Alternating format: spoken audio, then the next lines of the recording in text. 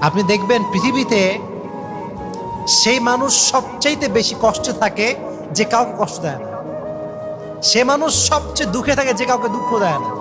পৃথিবীতে সবচাইতে সে মানুষটা বেশি প্রতারিত হয় যে কারো সে প্রতারণা করেই নাই।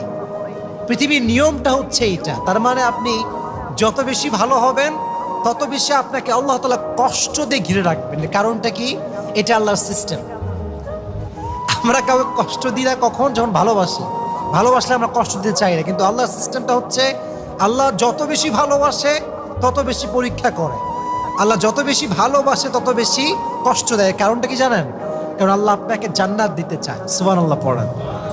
আপনি দেখবেন পৃথিবীতে সেই মানুষ সবচাইতে বেশি কষ্টে থাকে যে কাউকে কষ্ট দেয় না। সে মানুষ সবচেয়ে দুঃখে থাকে যে কাউকে দুঃখ দেয় না। পৃথিবীতে সবচাইতে সে মানুষটা বেশি প্রতারিত হয় যে